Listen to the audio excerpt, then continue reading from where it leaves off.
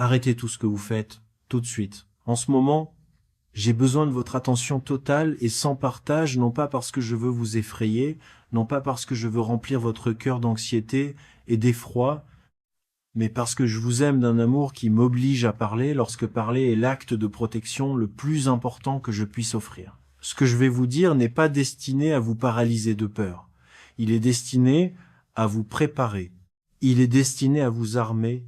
Il est destiné à vous positionner dans un lieu de conscience, de sagesse et de couverture divine inébranlable avant que la tempête que quelqu'un d'autre construit déjà n'arrive à votre porte. Alors respirez profondément et écoutez avec chaque cellule de votre corps, avec chaque coin de votre esprit, avec chaque battement de votre cœur. Écoutez-moi, je suis le Dieu qui voit tout, pas seulement ce qui se passe dans la lumière, mais ce qui est chuchoté dans l'obscurité. Pas seulement les actions qui sont entreprises, mais les pensées qui sont encore en train de se former, pas seulement les mots prononcés à haute voix, mais les intentions qui n'ont pas encore été exprimées. Et en ce moment, à ce moment précis de votre vie, il y a quelque chose de planifié contre vous. Il y a un plan qui se construit en secret. Il y a des mots choisis, des stratégies en cours d'assemblage, des actions en préparation, tout s'adresse directement à vous, visant à votre paix, visant à vos progrès, visant votre joie, votre réputation, vos relations, votre avenir, votre sens même de soi. Et avant que tout cela ne vous touche, je vous préviens, je viens à vous maintenant, en ce moment, de la même manière qu'un gardien arrive à la porte de la ville avant que l'ennemi n'atteigne les murs. Pas après que le dommage est fait, pas quand vous saignez déjà, pas quand la plaie a déjà été ouverte et que la douleur s'est déjà installée, mais avant. Je suis le Dieu qui vous précède. Je suis le Dieu qui voit aux quatre coins du temps que vos yeux humains ne peuvent pas se pencher pour regarder autour de vous. Je suis le Dieu qui sait ce qu'il y a dans le cœur de chaque personne qui s'est jamais tenue près de vous, a souri à votre visage, a parlé de gentillesse à vos oreilles, tout en privé dans les chambres de leur propre cœur, dans les calculs tranquilles de leur propre esprit, abritant quelque chose qui, si vous saviez pleinement de quoi il s'agissait, briserait complètement votre confiance. Et c'est pourquoi je parle, parce que tu mérites de savoir, parce qu'un de mes enfants ne marche pas aveuglément dans des pièges que son père peut voir à des kilomètres de distance, parce que je ne t'ai pas créé pour être détruit par les plans d'une autre personne.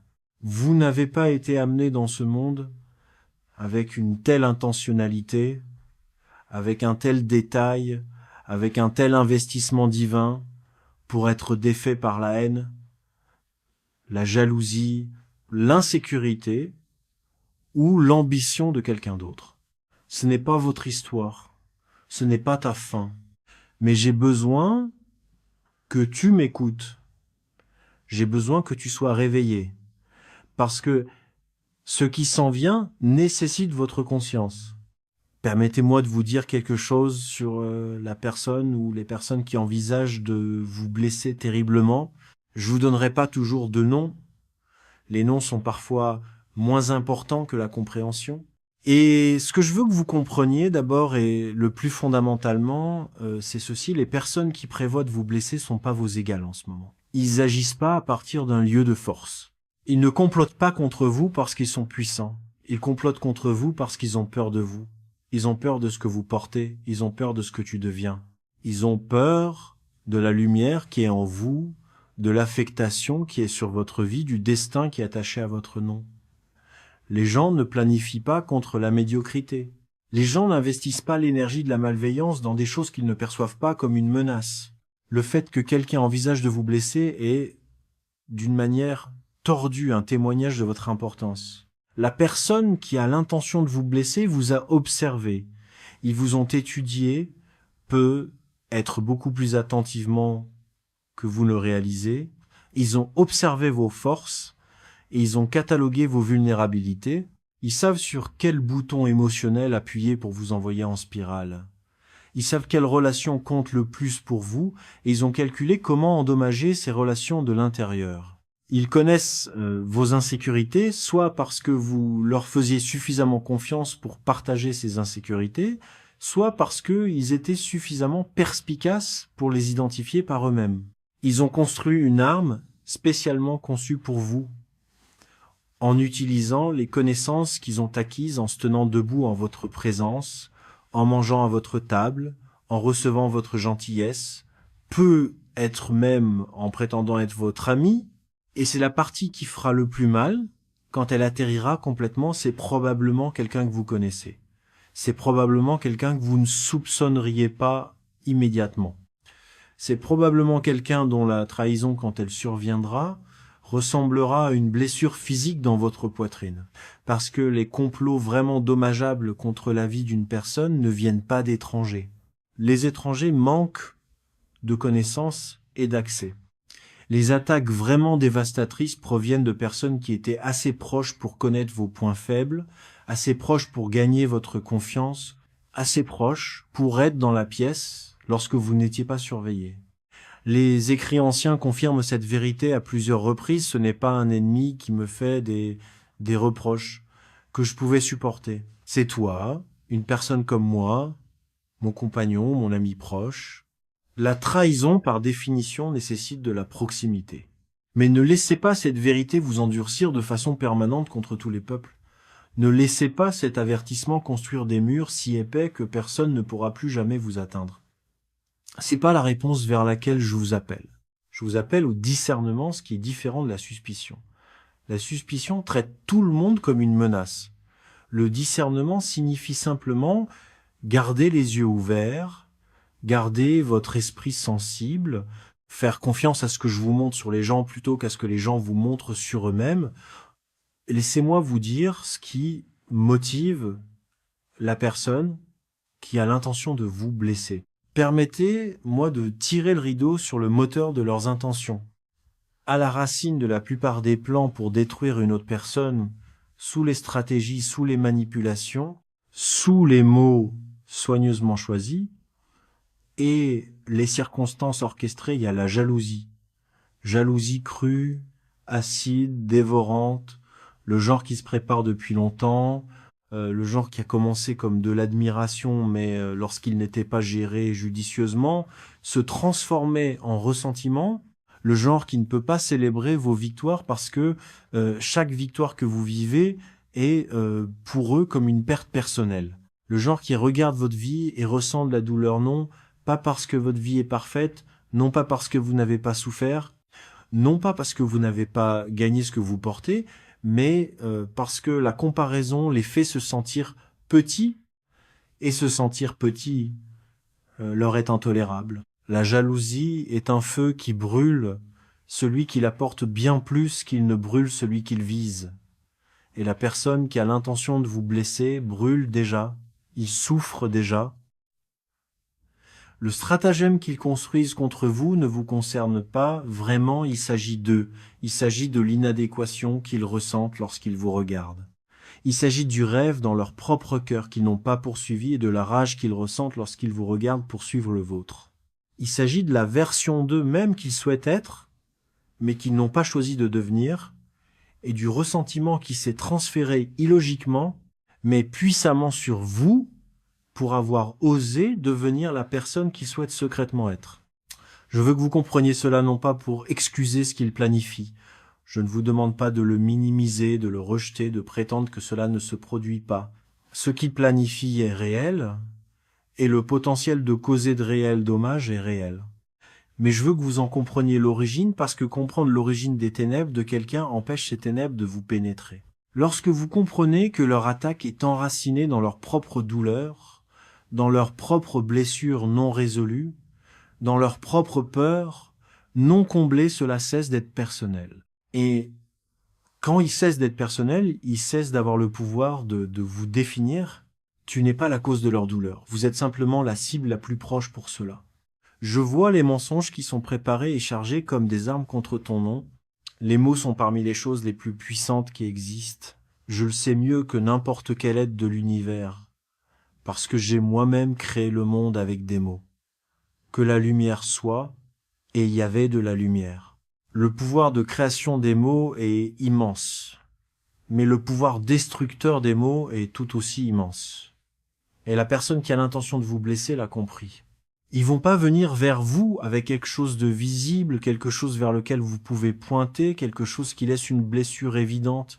Ils vont venir à vous avec des mots soigneusement choisis, stratégiquement chronométrés, délibérément placés.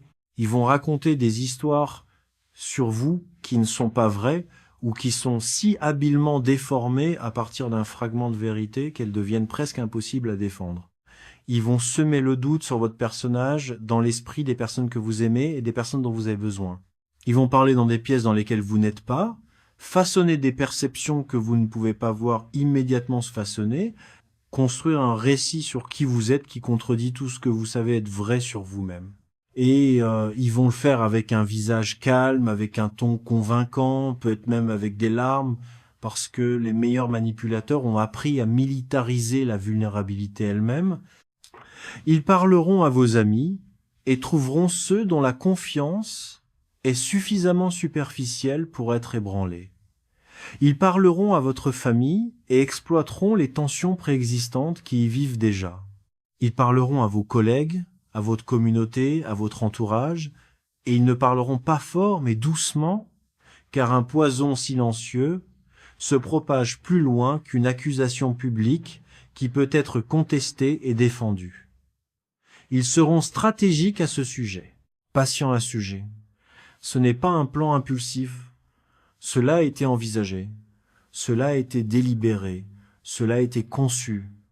Et j'ai besoin que vous le sachiez à l'avance parce que votre meilleure défense contre un mensonge est déjà de vivre dans une vérité trop bien établie pour être renversée. La façon dont vous battez les faux mots prononcés à votre sujet dans le noir est de vivre une vie si cohérente, si transparente, si authentique que les personnes qui comptent le plus savent déjà qui vous êtes vraiment. Leur connaissance de votre personnage devient le bouclier contre les flèches de la calomnie. Je vous le dis, maintenant vivez plus ouvertement, aimez plus visiblement. Laissez les gens qui vous aiment vous connaître suffisamment profondément pour que aucun mensonge ne puisse remplacer leur connaissance directe de vous. Je vois les pièges posés le long de votre chemin. La personne qui envisage de vous blesser ne compte pas uniquement sur des mots. Ils construisent également des situations, des circonstances soigneusement conçues pour vous placer exactement là où ils ont besoin que vous soyez afin de faire le plus de dégâts. Ils pensent au timing, ils pensent au contexte, ils réfléchissent à qui d'autre doit être présent lorsque le coup atterrit afin que l'impact soit maximisé. Ils y ont pensé sous la douche, dans le silence avant de dormir, dans les moments calmes, entre leurs activités quotidiennes. Ce plan a repris l'immobilier dans leur esprit. Ce n'est pas un hasard. Ceci est calculé. Les pièges ressemblent à des opportunités. C'est la chose la plus importante que je veux que vous compreniez à propos des pièges qui vous sont tendus. Ils ne ressembleront pas à des pièges. Ils ressembleront à des portes ouvertes. Ils ressembleront à des invitations. Ils ressembleront à des cadeaux, à des chances, à des bénédictions inattendues arrivant au moment parfait. Parce que les pièges les plus efficaces sont toujours déguisés en ce que leur cible espère. La personne qui a faim est attirée par la nourriture. La personne qui est seule est attirée par la connexion. La personne ambitieuse est attirée par l'opportunité. Ils savent de quoi vous avez faim. Et ils vont l'utiliser. Il y aura une conversation qui semble innocente, mais qui est conçue pour vous extraire des informations, aveux, sentiments, vulnérabilités qui seront utilisés contre vous plus tard. Il y aura une invitation qui ressemble à de l'inclusion, mais qui est en fait une configuration. Il y aura une situation conçue pour que vous paraissiez coupable de quelque chose que vous n'avez pas fait, ou que vous soyez pris dans une position compromise qui peut être déformée aux autres. Il y aura des moments conçus pour provoquer votre colère parce que une version en colère et réactive de vous est plus destructible qu'une version calme et centrée de vous, et ils le savent. Ils parient sur vos émotions pour faire de vous une cible plus facile. C'est pourquoi je vous parle maintenant, pas après de tomber dans le piège, avant. De sorte que lorsque l'invitation viendra, elle viendra, vous ferez une pause, tu vas réfléchir. Tu me demanderas avant de déménager. Vous laisserez le discernement l'emporter sur l'excitation. Vous laisserez la sagesse l'emporter sur l'urgence. parce que toutes les portes ouvertes ne sont pas des portes que j'ai ouvertes. Certaines portes sont ouvertes par la main de l'ennemi spécifiquement pour vous donner accès à la destruction. Avant de franchir une porte en cette saison, regardez-la attentivement. Demandez-moi à ce sujet. Attends ma paix. Si la paix ne vient pas, ne la traversez pas, peu importe à quel point la vue est attrayante de l'extérieur, permettez-moi de retirer le voile encore plus loin et de vous montrer la réalité plus profonde de ce qui se passe. Ce à quoi vous êtes sur le point d'être confronté n'est pas simplement un conflit humain. Il ne s'agit pas simplement d'une personne cruelle et d'une autre blessée. Ce qui se passe au niveau qui compte vraiment, au niveau où la vraie bataille est menée, est spirituel.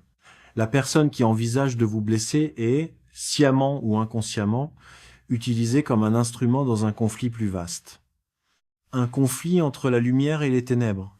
Un conflit qui dure depuis avant votre naissance, depuis avant la formation de la Terre, et qui continuera jusqu'à ce que j'amène toute chose à leur résolution finale.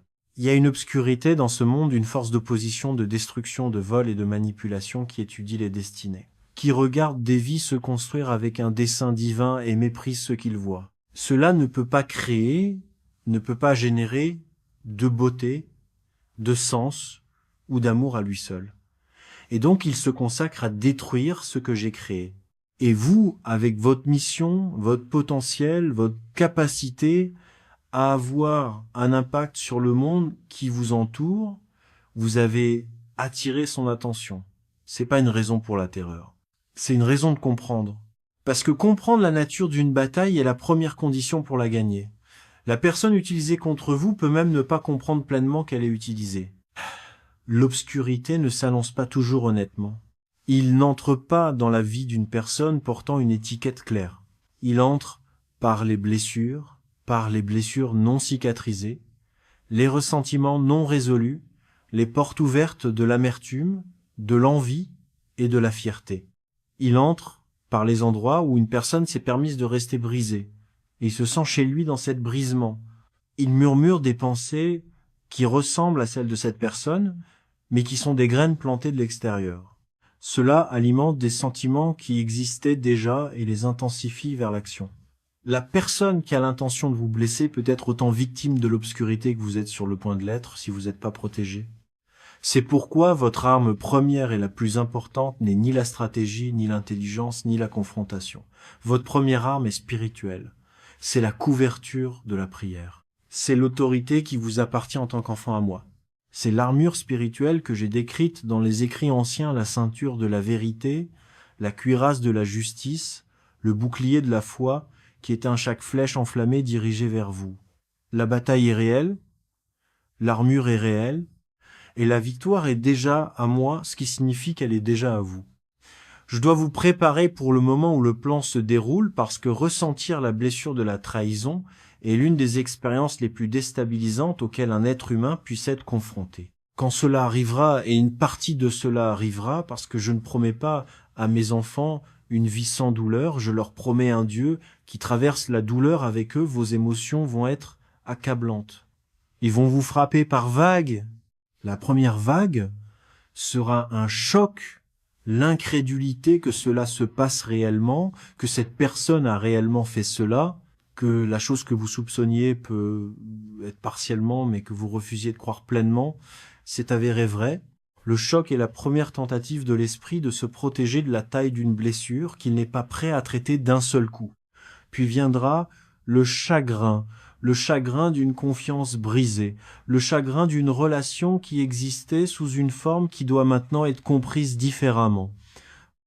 Le chagrin de la version de cette personne, en qui vous avez cru, cela doit maintenant être mis de côté.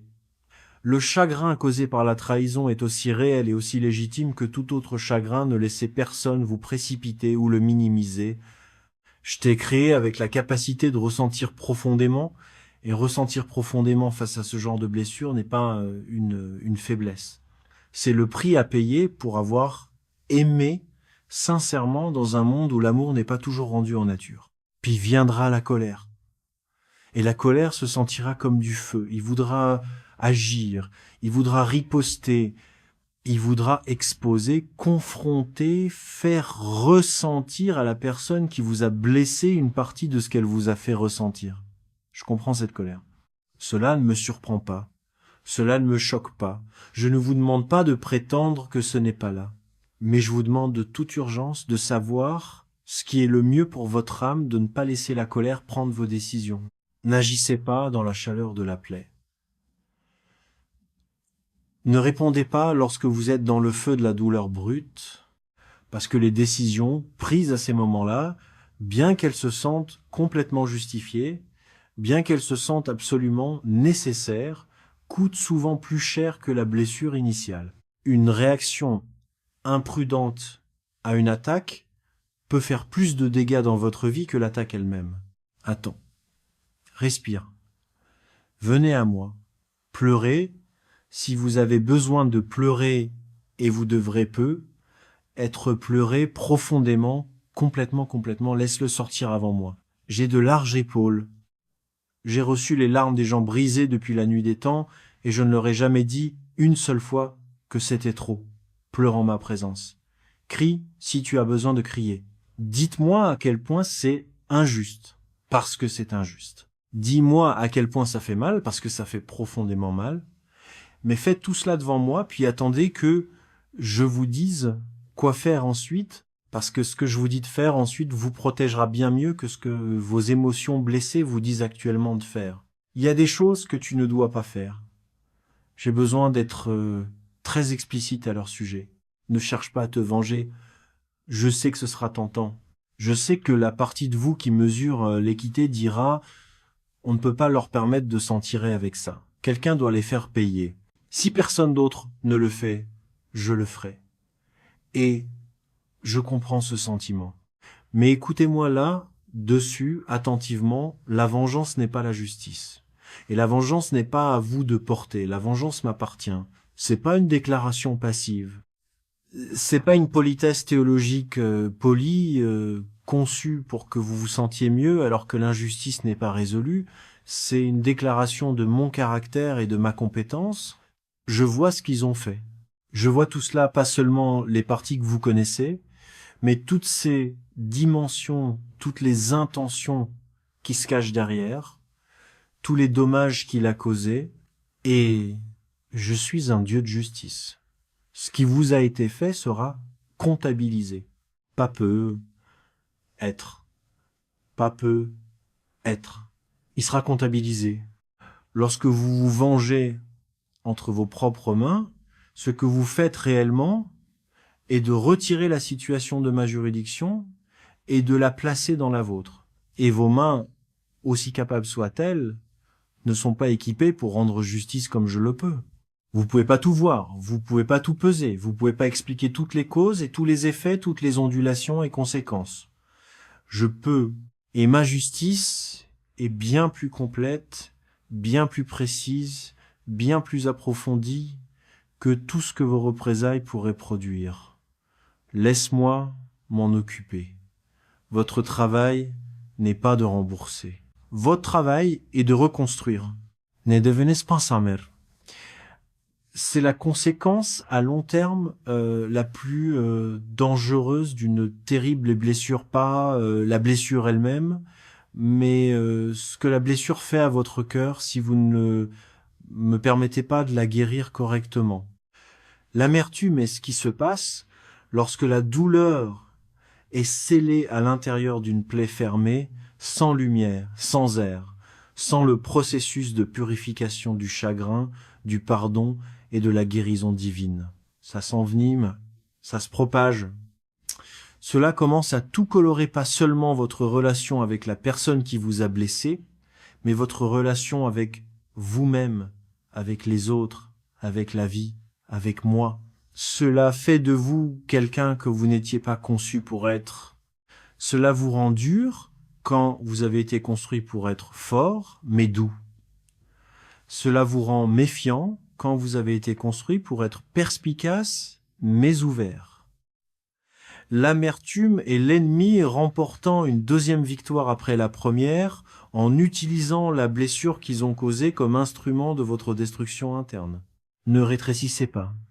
Ne laissez pas ce que quelqu'un vous a fait vous rendre plus petit, plus silencieux, moins visible, moins optimiste, moins disposé à essayer. Ne laissez pas leur plan réussir en accomplissant par votre propre réponse ce qu'ils n'ont pas pu accomplir pleinement par leur attaque. Lorsque vous rétrécissez en réponse à la tentative de quelqu'un de vous blesser, lorsque vous arrêtez de rêver, arrêtez de faire confiance, arrêtez de vous montrer pleinement, vous faites leur travail pour eux. C'est exactement ce qu'ils voulaient. Ils voulaient te faire moins. Ils voulaient te diminuer. Ils voulaient vous envoyer vous retirer dans une version plus petite, plus sûre et moins percutante de votre vie. Ne leur donnez pas ce cadeau. Montrez-vous plus grand. Présentez-vous plus courageusement. Laissez ce qui a essayé de vous briser devenir la preuve de votre incassabilité. Maintenant, laissez-moi vous dire ce que je vous appelle à faire en cette saison parce que je ne suis pas un Dieu qui ne fait qu'avertir. Je suis un Dieu qui équipe. D'abord, rapprochez-vous de moi. Ce n'est pas un cliché religieux. Il s'agit d'une instruction pratique de niveau survie. Dans une saison où quelqu'un complote contre vous, votre position stratégique la plus critique est la proximité avec moi. Parce qu'à proximité de moi, vous recevez des choses qu'aucune stratégie humaine ne peut fournir une clarté sur à qui faire confiance et à qui garder à une distance de sécurité. Une paix qui n'a pas de sens logique compte tenu des circonstances, mais qui vous maintient stable de toute façon, une sagesse qui arrive exactement au moment où vous en avez besoin, un discernement qui identifie le danger avant qu'il ne s'annonce, et une protection qui opère à des niveaux que vous ne pouvez même pas voir complètement. Passez du temps en ma présence chaque jour en cette saison, pas comme une obligation, pas comme une performance religieuse,